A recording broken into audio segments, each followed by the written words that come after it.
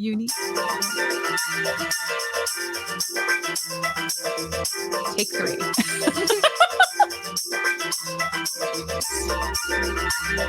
Coming at you. Evening time, our time. You are listening to the TripBee podcast. There it is.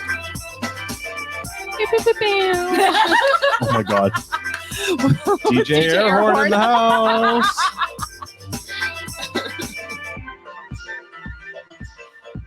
For a second, I thought my tongue was blue. I was like, was I eating candy earlier? Oh my goodness, that would be funny. That was a weird ass burrito. Welcome, folks. It is unique because we are here in our apartment studio, not studio apartment, doing the TripBee podcast with our good friend Liz MacLean. I'm going to do it right this time. I said Laz MacLean the last time because, you know, which you won't get to see. Sorry. Such a great. No, you can add it in post. It's fine. Just do some bloopers. Oh my. Yeah. This is our third attempt at recording this tonight because we're a little giddy. So apparently. Don't mind us. But we are live together, like in person. This is so exciting. I'm very thrilled. So breaking the fourth wall there. Thank you for having me. Thank you for being here. I love being at your place. I love having you here because like we usually play video games and you kick my ass at Mario Party because you like to play Bowser and you are not nice about it. Yeah, we definitely need to play Mario Party too. We got Mario Party for the Switch, so sure. Finally. Sure. You're on. I'm not good at being anything other than Bowser though, so but you are scary good at being Bowser. It's because I love being evil. It goes so against character for you. I mean, at least I think it does, but you do have a black cat, so I'm really not sure. I feel like you're a secret redhead. You know, there's a funny story about that. Oh God. First of all, my brother and my sister are pretty much redheads. My brother's definitely redhead. My sister's like a strawberry blonde. Oh my God, that's hilarious. But I was at the hairdresser like 6 months ago, and she was cutting my hair, and then she stops, and she's like, "You have one red hair, like right here on your head." That's the one that leads to your soul. I hope she cut it off. She didn't, because it'll turn that black. Killing me with the now edits you know. here. Sorry. Now you know the secrets. Oh every time I drop an F-bomb, Jim has to get it in post. Every time she drops an F-bomb, an angel loses its wings. A devil gets its tail. Okay, well that's noted for me too, because family friendly. Yeah, it's kind of sort of family friendly. We're I can always get it in post. So that's always my running joke. Is we're a family show, so curse away because all the kids in our family curse. They curse worse than I do. I don't know. I don't feel like that's true. My siblings are doing great work with their kids. Fully standing by that. Anyway, welcome to the TripBee podcast again. So Liz is a former coworker of ours, and former sort of co-founder of TripBees. Like she's been at this since before the beginning. I mean, yeah. Gosh, I'm thinking back like whiteboard. How many years ago is that? I'm afraid to know. I'm afraid to think about it too. I feel like that was a while ago, but it was gotta be 3 or 4 now. No, that was more than that. Like 5, because I was still a co-op. Yeah, I think. Yeah. Oh wow. Yeah, that was a fun night. Yeah. But we were just kind of getting into the whole like we were whiteboarding out like what TripBee might look like. What's this idea gonna be? Yeah, like can we connect this stuff together? Like I still have those notes. Like I'm still working from it. It's funny because at that point I had no idea how to build a website. Like I had no idea. Like I was just in embedded land and I was like, I know what a website looks like. I know what I want a website to look like. I know I have to go on the internet for it. Which is hilarious because you are a very talented engineer, like full stack almost, right? Like you got the whole Yeah, full stack. Sometimes I like to call myself Omni Stack. I like it. Yes. I didn't come up with that term. Damn. Mike Natowski did. Of course. All right. Shout out to Mike Natowski. He's good with that stuff. Yeah. We need to get him on here. He'd be fun. Yeah. I'd be scared. I'd be asking him to belly dance though, and that'd be awkward. Very.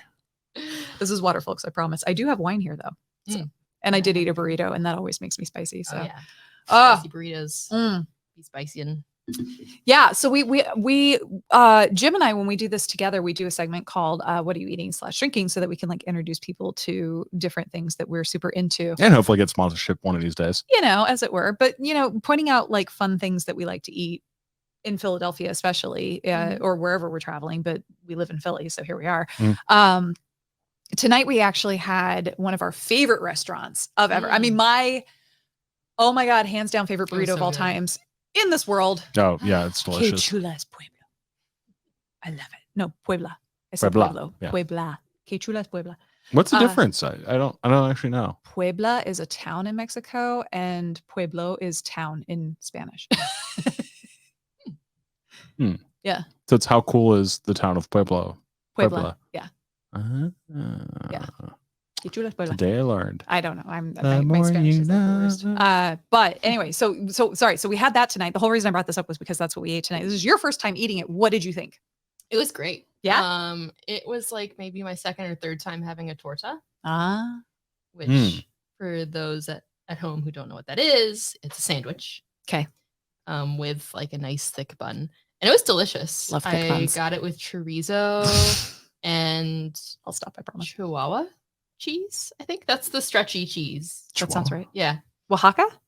Oh yeah, Oaxaca. Chihuahua is the crumbly one that's like feta.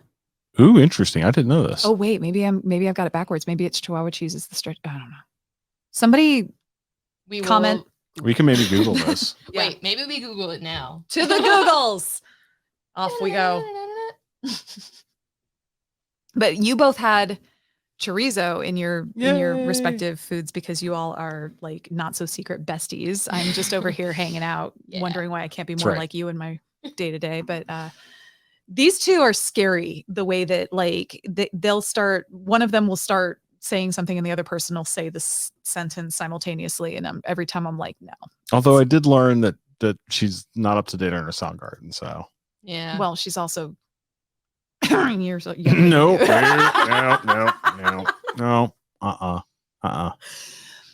I also lived under a rock for like the first 10 years of my life. So I mean, we all did. I mean, for me, it was like 25, 30 in my case. But yes, that's typical for us. So yeah. So okay, Liz, would you care to introduce yourself? I would. As in, I would be happy to introduce myself. Hello, yes, I'm Liz MacLean. Grew up in Pennsylvania and have been here pretty much my whole life. You're a Yinzer. I am a Yinzer. Mm-hmm. Grew up in Pittsburgh. And Penguins fan, we forgive. Penguins fan. Yeah, that's true. Wait, do you want to explain what a Yinzer is real quick? Yes. So Yins is a dialectical term. So dialectical. That means use. That means use or y'all, but for a very specific small region of the United States, which is Pittsburgh and the surrounding counties. Not even states, just counties. No, yeah, it's right there. Very, very particular to that area. Which use is great because that's really Philly-esque. I don't really hear use a lot outside of Philadelphia. I feel like Philly saw Pittsburgh take Yins. Oh, you think you all started this? Yeah. Oh, that's. I do because use is less creative. Are you familiar with this thing called westward expansion? It wasn't eastward expansion. They didn't land in. But linguistics don't expand westwardly. Like linguistics expand from the clusters of culture. I'm just gonna say her and let her explain. I'm just gonna let her go with it. I'm pretty sure. I have to be a shady Pittsburgher. Okay, well, you're doing a nice job. I have to represent a little bit. I haven't lived there since I was 18 and I barely got around, but I'm a Pittsburgher at heart. I love it. The funny thing is I actually knew the term Yins from my folks growing up. Because you are technically a Pittsburgher. I am kind of a Yinzer. Yeah. My parents were in fact from the surrounding area, Westmoreland County, I believe. That means nothing to me. That wouldn't. And probably what it means to me is 98% of the probably everyone listening to this podcast who's not from Pittsburgh. So okay, so anyway, so you are from Pittsburgh. We forgive you. What else? Yes. My mom's side of the family is Italian. Okay. And I feel like that has affected how I've traveled a lot. I believe that. because my grandmother, my nani, which is a very like specific small region term for grandmother in Italian. Like most people say Oh. nonna, Oh yeah. but there's actually like a small subset of Italian people who say nani. I always had forget to that say Nonna means grandma and Yeah. isn't someone's actual name. Yeah, I had to specify that because I know someone's going to be like, Nona is actually the correct term. And like, That's yes, funny. it is, but there are other terms as well. That's Anyways, funny. I've never heard that. Yeah, she was born in Calabria. Oh wow. And pretty soon after her birth, in like the early 1900s, she and her mother moved to America. They left through Napoli Oh wow. and they entered through Ellis Island, I believe. And so my mom is half Italian by That is blood. so cool. Mhm. She took a DNA test or whatever, and it is 50%. And so I'm a quarter. So it's very important to her. And I think as a result, like it's become like important to me and my siblings. Mm. And coincidentally, I've just made friends with and made partnerships with people who have wanted to go to Italy and wanted to bring me with them. That's so cool. And so like the majority of the travel I've done has been to Italy. Yeah. My first trip was when I was 10. My friend's father is a violinist, and he was like, I have to go for a concert. Friend child, do you want to bring your friend child? So then I went, and it was really cool. That was like all in Naples, and we did a day trip in Rome, I think. We might have done like a couple hour trip in Rome, actually. I was pretty young. But that was my first experience, and that was really something. Yeah. Like, especially as a 10-year-old. Yeah. And like the most my family had done travel-wise up to date was like not even yearly trips, but like tri-annual trips to like Rhode Island for like beach vacations. As you do. Yeah. Okay. Like I think I went to Prince Edward Island when I was like 2. There's somewhere else I'd like to get to. Yes, because the other side of my family is Canadian. Right. And that's kind of where they came in to North America. So that's kind of where I started my introduction to Italy. Okay. And then because like my family is so like my mom especially is like so interested in Italian culture. Yeah. She had like a friend who was Italian. He's a professor here in America. His name's Luca. And he had a nephew, and he was like, can my nephew stay with you for a month? When like I was 14 and my sister was 16. Nice. So he comes to America. Like I love exchange programs so much. Like, and like it was like such a personal exchange program. It was just this kid on summer break coming to stay with us. Sure, as one does. So great. And it was amazing because when I went to Italy as a 10-year-old, like you just did tourist stuff. Yeah. You didn't talk to Italian. You didn't know anything. Right. You're not like embedding yourself. Exactly. And I didn't even think to try. Right. I was just like, wow, this is a whole different place.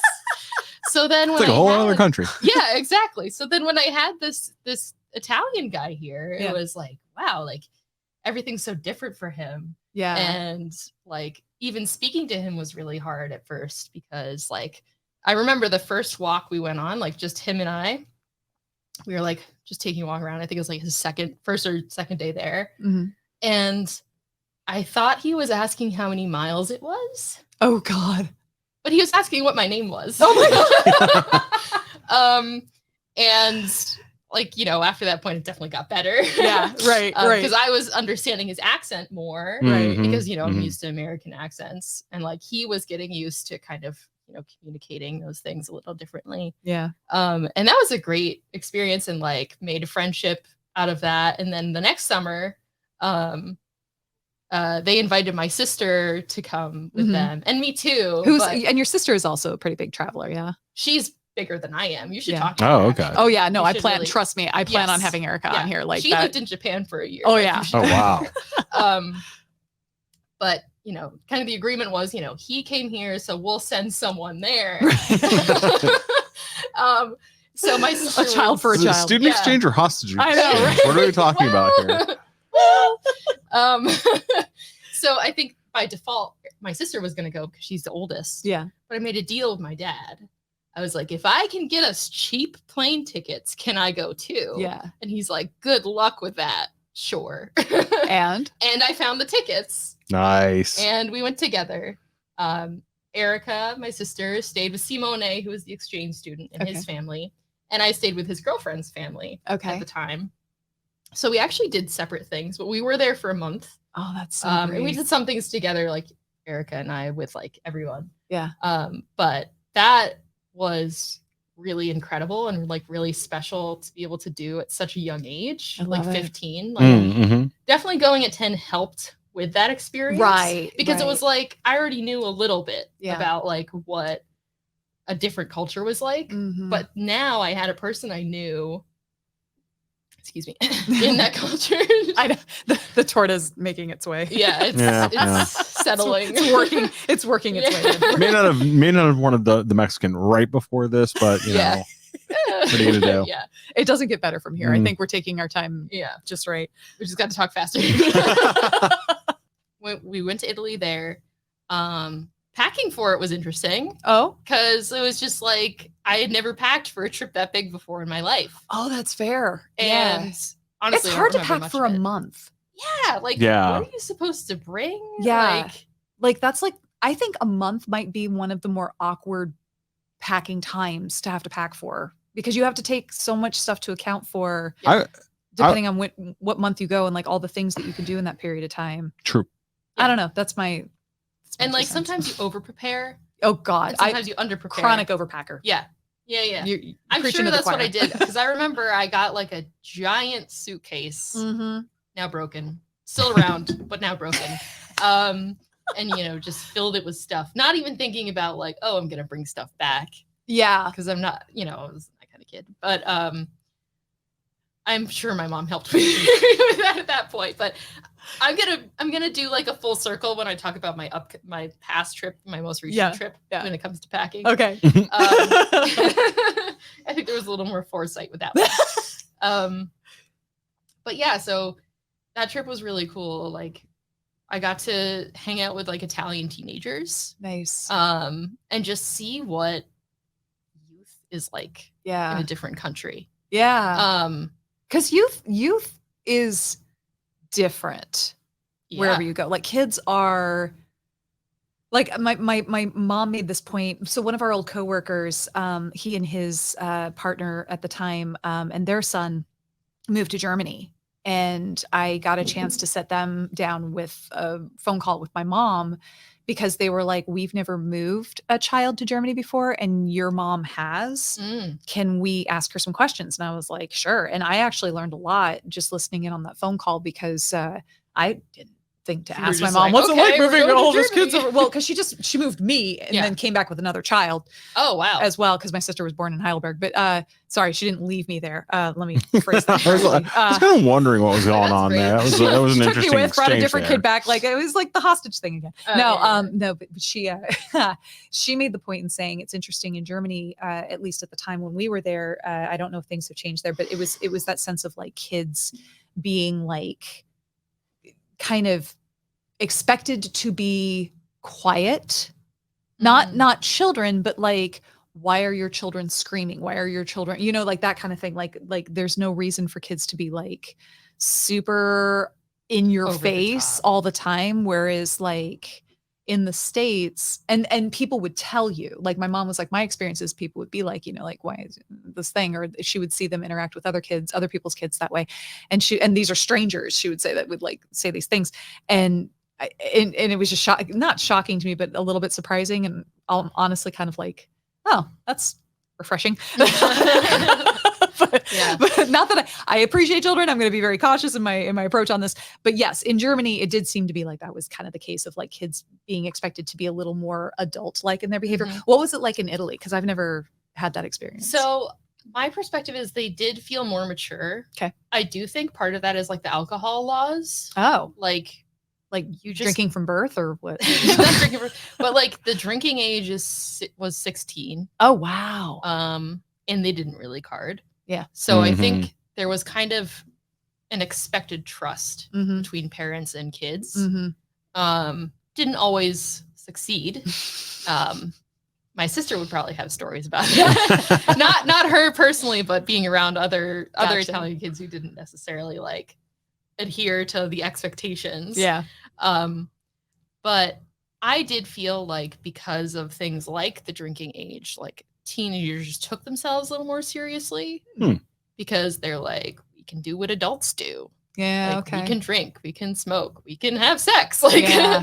and like those things didn't seem as taboo, Yeah. which was interesting. Like, I didn't hear anyone talk about sex when I was there because I was just a baby, but like it was happening around me, and it was Right. like, it's just a thing. Right.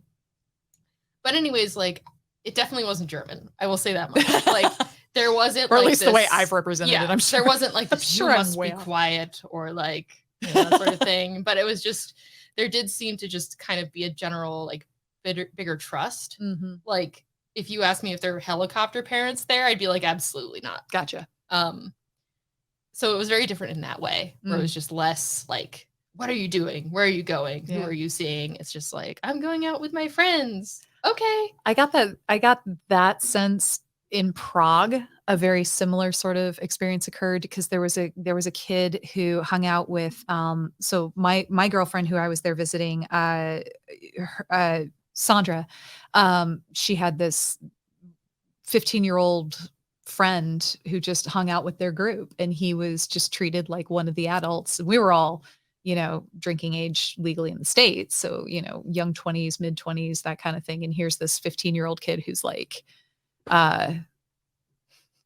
out at 2:00 in the morning, we'd be at bars together, just drinking absinthe and like hang out with absinthe. I can't talk to you.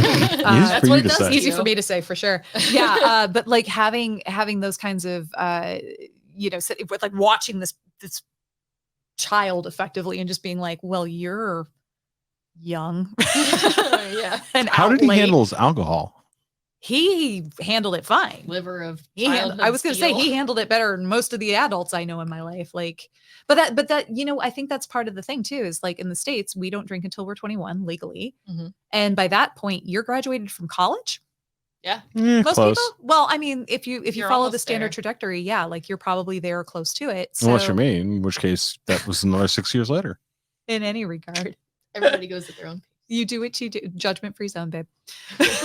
but at that point, the social pressures and the being like free from like parental constrictions and all that thing, like changes your perspective on what you are and are not able to do. And I watched so many, again, ostensibly kids in college just get absolutely wrecked by drugs and alcohol and sex and all those fun things because they just didn't know what to expect or how to handle They it. had no exposure necessarily. Right. Or no, like, I think that's like sometimes the thing with taboo, where it's like, give a little, take a mile. That's not the right phrase, but like, Give an inch, take a mile. yeah, give an inch, take Yeah, a mile, where yeah. it's like, okay, now it's allowed. I'm going to go ham. Right. I haven't been able to do this Yeah. at all until this Right. point legally. Or like, it's one of those things where it's like, finally, like, I don't have to be sneaky about this. Right. Right. I just do Mhm. whatever I want. Yeah. Yeah. Yeah. I think there's a lot to be said for the treating kids like they can handle these things and giving them that space to be like, okay, this is, you know, I'm fine with this. We're at a point now where I don't have to worry about drinking a beer because it's not a big deal. It's not taboo. It's not, you know, we have a very puritanical perspective on a lot of these Oh, yeah. sort of, I guess, innate human behaviors like sex is what I'm thinking more than I don't know that drinking is necessarily an innate human behavior, but I think in a lot of cultures not. it's Let loose, you know? well, I mean, it's a cultural norm for a lot of people. So I think there is something to be said for that. But Yeah. this Like- cat is just sitting here staring at Jim. Yeah. I don't Like, where's my litter box, yo? Right. I don't have any like data to back this up, but I wouldn't be surprised if you can find in every single culture some sort of substance use. Yes. Yes. And like that's just interesting. yeah, It's it not is. necessarily related to travel, but like No, I think it is. Not though. necessarily not yeah, related. But I mean, there's places where, you know, smoking marijuana is like perfectly normal, acceptable, expected behavior. Or, you know, there's certain like religious rites that involve, you know, what would be considered illicit drugs here in the States, right? So, and there's people who go for those experiences, but then there's people who maybe don't expect that. And then it's a whole interesting evening or a couple of days even. So, yeah. All right. So I actually got to know at this point, it's apropos of not drugs or anything, but do you speak any Italian, Liz? See you in Paul. I Very little. almost said buongiorno. I don't know how to say good job. Bravo. There it is. Bravo. Brava, because I am not. Oh, okay. Oh. News alert. Oh. It's gender based. Mhm. I did not know that. Me Oh, either. So Italian? I would say brava because I'm a woman, not because you're a woman. Because I'm a woman. So I would say it to you because you're a Yes. woman. He would say brava as well. Yes. Okay. I Okay. didn't know that. Isn't that like Spanish? No. I Really? mean, I mean, that in and of itself isn't.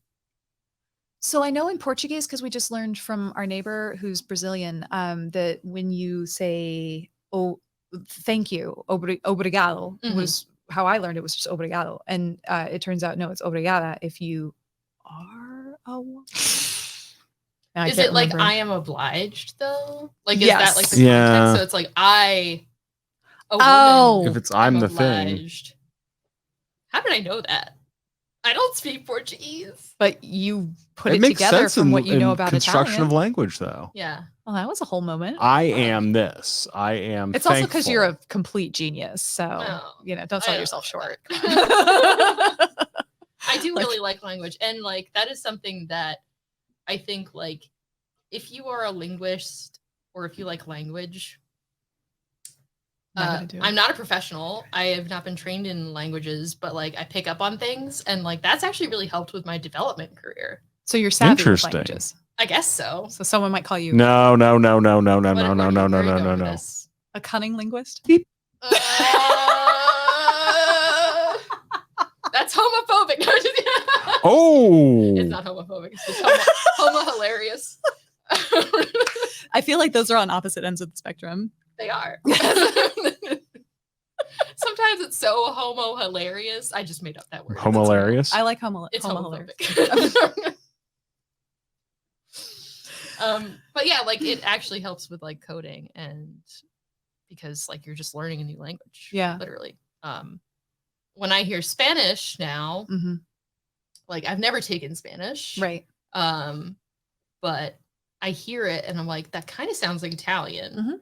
And actually, like my sister's host mom, when we were in Italy, Simone's mom was saying like Spanish is singing Italian. Huh. And I think that's the coolest thing. I love that. And like I've never forgotten that. And like I think that's actually helped me a lot. Not that phrase specifically, but just in general, like with romantic languages, it's really nice Yeah. to be able to be like, oh, like if you know a little French and you know a little Italian, you Mhm. might be able to figure out Spanish. Right. Or I mean, Catalan. Catalan, I was yeah. gonna say, like, Yeah. what did they say? Catalan is Spanish spoken, no, French spoken in Spanish with an Italian accent. Yeah. Oh, Yeah. I should go to Because they do, it's like the whole like all of this kind of thing. It's a very interesting looking language. I would actually be able, like, I would be fascinated to know what an Italian speaker makes thinks of Catalan. I Yeah. would too. I really would too. That's fascinating. God, I love that you made that connection, man. Yeah. Because that's Yeah. something that's I've thought about for a Yeah. lot of years. Yeah. Yeah. I was, this is jumping forward a little bit, spoiler alert. But when I was in Italy this most recent time, Mhm. I was in the Italian Alps. And I think you probably remember me talking about this Yeah. before, but Italian Alps, for those who don't know, are directly below the French and Swiss Alps. Mm. And the German Alps are like not far to the west. Okay. Sorry, east. I don't Okay. know my directions. That's what I'm Which is here for. unfortunate for a traveler, but it's fine.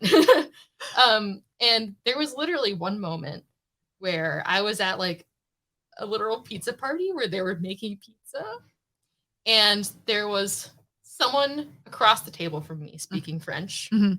someone to my left speaking German, and then like someone to my right speaking Italian. Oh my God. I was speaking English, and somehow we were all communicating with each other. Oh my God. Oh wow. Yeah. I mean, granted, there were definitely people there who were trilinguists. Right. hmm And there were also people who had like a specific dialect Right. called patois, Yeah. which is like French Italian, or, it depends on where you are. Mhm. Like the patois word seems to be unilateral, but that dialect itself differs based Yeah. on where Right. you are. Yeah. But it's so cool. Ugh. I was like, at one point, I was like, I can't believe I'm following any of this right now. It's wild Yeah. how our brains do that. That used to blow my mind all the time in my travels where because living in Germany, like I understand German and more so now like contextually than I used to. Like before I used to understand it like more like verbatim, but now it's like, okay, when someone's talking to me, I can understand it if the context is there. Yeah. But I had a friend for a while, like, for a long time we were talking and he would talk to me in German. And I would answer him in English. It was like that whole like Ocean's 11 thing with the Chinese guy and right. And it's like, yeah, that was our whole dynamic was like, he would just talk to me in German and I would just respond in English. And every once in a while I'd throw in like a German word that I knew, but I always knew what he was saying. And I mean, he spoke English, like he could have just spoken English to me. So it was, him being, forcing me to speak his language because I was like, yeah, no, I need to learn. We're good. That's fine. But I love that. Yeah. Oh my gosh, it was so much fun. Well, okay, so since you already kind of broke the ice on this, let's kind of dive into your experience. So you have been to Italy how many times? I've been to Italy 4 times. Okay. And always the same parts of Italy? Different parts. Okay. So the first trip I was in Naples. Nice. Yep. Second trip was, when I was a teenager, that was Milan. That was the 1 month stay. That was 1 month stay. Milan's up in the north, right? Yes. Milan is up in the north, kind of near like the feathers of the boot. Okay. And that was kind of home base though. Like we didn't stay there the whole time. I think maybe 2 weeks out of the trip. Okay. And then day trip in Rome, and then like a week on some beach on the Mediterranean. I cannot for the life of me remember what it was called. Still don't know. And then 2 weeks, I guess it was just 1 week in Milan because it was like 2 weeks on the other side of the peninsula. Okay. Adriatic Sea, I think. Yes. In Senegalia, which is, kind of the middle of the boot, the calf, perhaps. Or no, the shin. Okay.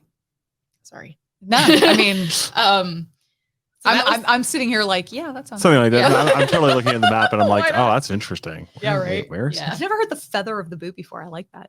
Yeah, the feathers or the fur of the boot. Up at the top, so like fluffy. the cuff. Like, it's kind of fluffy, right? Yeah, it's the mountains. Right? Yeah, exactly. Okay. And then my third trip, Steph, my partner, took me along with her family. So her sister and her sister's now husband, actually, they just got married. Congratulations. Her sister's boyfriend at the time and her parents did like a 10-day stay in Rome, which honestly, like Rome deserves that time. Yes. It's just such a big city. Like I did the day trip and like it does not compare to being there and just living there for like a week or so because there's just so much to see. It's so dense. It's so rich in history. You can't sit without hitting a rock that Julius Caesar died on. That's fantastic. And we took a day trip to Florence too on that trip, which was really cool. The cat is scratching the couch and I'm like, a naughty cat. The worst. Hey. Yo. Just looked at me. What? I guess I did a day trip to Venice too when I was in the teenager trip. Okay. Oh, wow. Supposedly, well, not supposedly. I definitely went to Venice with my parents. They didn't leave me alone anywhere. I was like, I was just a baby. I was 2 and I do not remember it at all, which is funny because like I actually have pretty vivid memories of Germany from like ages 3 and 4. Oh, wow. Yeah. But I feel like when you travel like that, like I've talked to other people who've traveled from a young age and they've said the same thing. Like they don't really remember.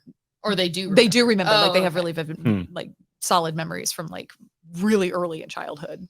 But that's awesome. But no, anyway, this is not about that. It's not about you, Addie. I know, right? So, okay. I'm thinking about all these different places because I would love to go really see Italy proper. Because again, Venice when I was like 2, Rome for 3 days with your sister? 3 or 4 days. Yeah. Which was again amazing. But to your point, not long enough. No, you can spend all kinds of time in Rome. Right. So like, I mean, Rome. So we talked a little bit in our interview with Seth Goldstein about Rome. Give us your impression of Rome. Like, what was it like for you? It was so I guess like my first impression, like staying there for the like when I was older, when I was staying there for like the long time, was like, wow, this city's old. Excuse me. Like That's accurate. But I mean, it's literally it is old. And like the Airbnb we stayed at, for example, I have had to like look up how old it giant is. doors, and like you opened it and it was just like, how long has this building been here? This is an Airbnb, and it feels like it's been here since like the 1300s or something. 2,775 years old. Yeah. That's Older since than before me. the time For sure. of Jesus. That's like insane. I'm kind of surprised it's that young. Actually. You know what? I might be a little surprised as well. I was kind of thinking it might be older than that, but I mean, but almost 2,800 years is nothing to scoff at. No. That's a good long time. We ain't got anything 2,800 years old. Yeah, we don't even have Yes, any. we do. Yeah.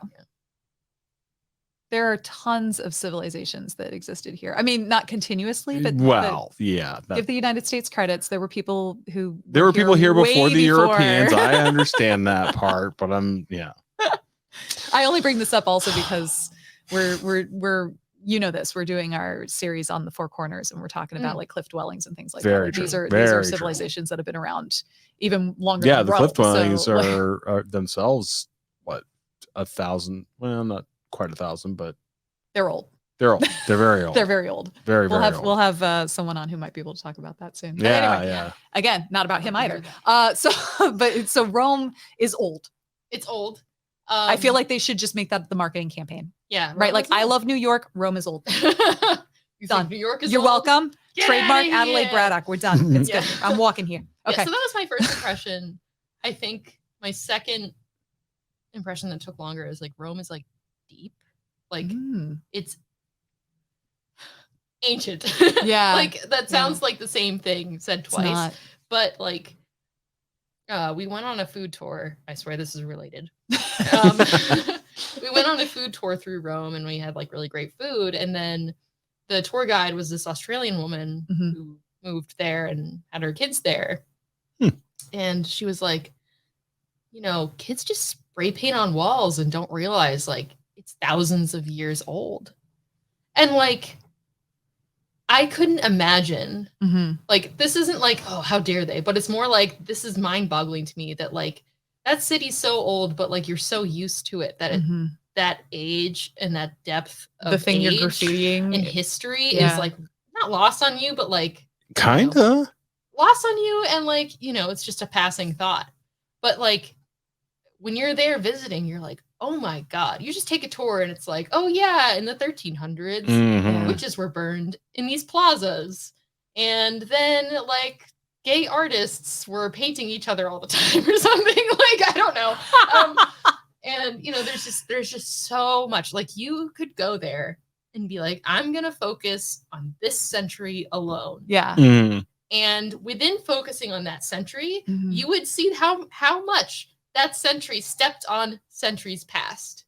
So, for example, like the piazzas. Yeah. I'm probably going to see some inaccurate things right now. Maybe you want to fact check me on some of this stuff. But like piazzas, right? I got Google ready. Like, just say the word. They would take like the Egyptian obelisks that they stole and turn them into religious artifacts. Right. Yeah. And like that again is like vandalism of history. Yeah. Like, yeah, kids are spray painting now, but they were throwing crosses on everything before. Right. And like it's just there's just so much history. It's easy to overlook it. Yeah. Vatican knocking penises off of statues and everything. Oh my God. Oh yeah. Thing. Yeah. Yeah. That it's funny also about the like on the vandalism topic, the number of times we would hear stories about like you would see names and stuff like etched into landmarks and stuff. And the tour guides would be like, yeah, like people vandalize stuff all the time. And we'd be looking at, and they'd be pointing out like names that people had etched into stones and like the Pantheon and stuff like, right. Like these like old buildings that are like super famous that people are there to see specifically. And you're like, rude. And they're like, yeah, that one is, has been dated back to the year 1300. And we're just like, huh. I think this monk sucks. Yeah. Father Copernicus is an hole. Yeah. Moral of the story. You can say Rome has asshole on proven that podcasts, Everyone is petty. Yeah. And everyone's Well, vain. and now I'm like, okay, so people who carve their names and shit, now I'm kind of like, wait, are we gonna be looking back? Like, are we gonna It's wish not that too you had late. like left your name there so that Yeah. like 800 years from now, some kid could be like, Wow. So where are we going to find Adelaide was here? Now I'm wondering this. this is the newest honey badge for TripBee is find Adelaide was here. Oh, like geocaching. There you go. But it's Addie's signature. I Leave have only never memories. vandalized. I have literally never vandalized anything in my life. I'm too repressed. Too scared. Although Never like too late to unrepress. that's not wrong. But at the Great Wall, that was one of those funny things where we would see like names like carved in and we'd be like, how old is that actually? Like somebody like yeah, like it's just like the older things get, like the more context is around it. And Yeah. like I feel like even with our historians working tirelessly, I'm sure in Rome, we're never gonna get the whole story. for sure. There's always gonna be a paw print somewhere that we don't know the context behind. Yeah. Or Mhm. like that sort of thing. And like that makes it magical Yeah. because it's kind of like you might find something and feel like it's a secret Yeah. that no one else knows. Yeah. And like that can make a city feel intimate Huh. because Interesting. yeah, because like it's kind of something you're like, oh yeah, like have you seen this spot? Like this is like, you know, I don't think anyone's seen this. Anyone's seen this before, but Yeah. like the amount of people that have, or, like, you know, the Mhm. story behind it. I like, mean, not for yeah. nothing, but they make whole Hallmark movies about this exact topic. Yeah. Like, you know, some romantic little spot in New York that's like meaningful because, like, you know, the love interest is the only person who knows about this particular corner of this park. Like, Yeah, exactly. yeah, I mean, we see that stuff here, and I love that. I love that because, again, to your point, like the density of it does make it actually easier to find those kinds of things where it's like you have a unique connection to this spot that, frankly, thousands of people throughout history probably have the same or similar connection to, but y'all will only have that between yourselves. Mhm. And even though that's like on a scale, a lot of people, when you look at the magnitude of the city, that's not much. Yeah. That's amazing. And then like, yes, you have those moments, but so have people in the past. Right. Yeah. And it's like, oh my God. You share it's just- history. yeah, exactly. There's just Oof. so many, like, that's what, yeah. Got the chills. I goosebumps. love that. Because it's like, everybody has their little secret. I love Everybody has their little story that you might not know. And like, I like to consider myself a creative person Yeah. and like an imaginative person. Oh, yeah. And I just love to imagine like walking through Rome and just like seeing someone from hundreds of years, thousands of years before walking that Mhm. same street Yeah. because someone did. And like Yeah. that is just mind blowing. Like it's like cities that old, like you have the physical reminder that people were there before you. Yeah. Ugh. I'm like, we're getting there here. I mean, In Philly, places there are, but yeah, it's we not definitely have so deep.